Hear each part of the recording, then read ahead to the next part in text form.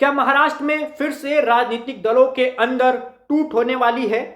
क्या महाराष्ट्र विधानसभा चुनाव परिणाम आने के बाद शरद पवार वाली एनसीपी और उद्धव ठाकरे वाली शिवसेना में टूट होने वाली है? क्या शरद पवार और उद्धव ठाकरे के नवनिर्वाचित विधायक यानी इस चुनाव में जो उम्मीदवार विधायक बनेंगे, क्या वो बीजेपी वाले गठबंधन में जा सकते हैं? ऐसी बातें मैं नहीं कह रहा हूं, ऐसी बातें महाराष्ट्र के सियासी गलियारों में चल रही हैं और इनके पीछे एक बड़ी वजह भी है और वो वजह है शरद पवार और उद्धव ठाकरे की एक चिंता।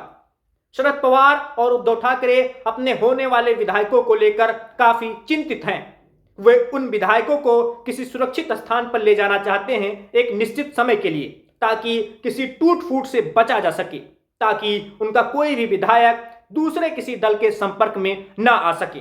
वहीं दूसरी ओर महायुति, एकनाथ शिंदे वाली शिवसेना, अजीत पवार वाली एनसीपी और भारतीय जनता पार्टी अपने अपने नेताओं के संपर्क में है, अपने उम्मीदवारों के संपर्क में है।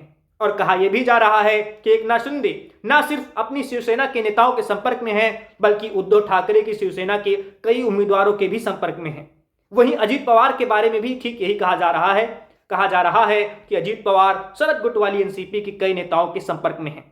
तो क्या अगर ऐसी स्थिति बनी कि महाराष्ट्र में महायुति को बहुमत नहीं मिला, महाराष्ट्र में महाविकास अघाड़ी को बहुमत नहीं मिला, तो क्या महायुति यानी बीजेपी, शिंदे गुट वाली शिवसेना, अजीत वाली एनसीपी क्या बहुमत का आंकड़ा जुटाने के लिए फिर से उद्धव और शरद पवार की पार्टी में टूट की कोशिश करेगी?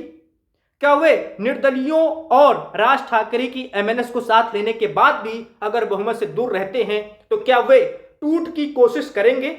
इसकी संभावना से बिल्कुल इनकार नहीं किया जा सकता और ये बात उद्धव ठाकरे और शरद पवार को भली भांत मालूम है, इसीलिए उनकी चिंता भी जायज है।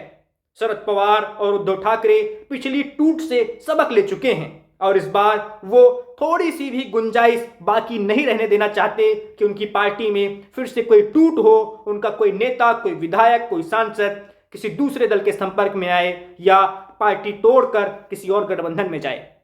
तो देखना यह होगा कि क्या महाराष्ट्र में ऐसा कुछ होगा। यह सब कुछ 72 घंटों में तय हो जाएगा। चुनाव परिणाम आने के 72 घंटों के दौरान पता चल जाएगा कि क्या महाराष्ट्र में कोई अस्थिर सरकार आएगी, तोड़फोड़ वाली सरकार आएगी, कमजोर सरकार आएगी, या फिर महाराष्ट्र की जनता किसी गठबंधन को भारी बहुमत से जिताकर भारी बहुमत की सरकार राज्य में बनवाएगी।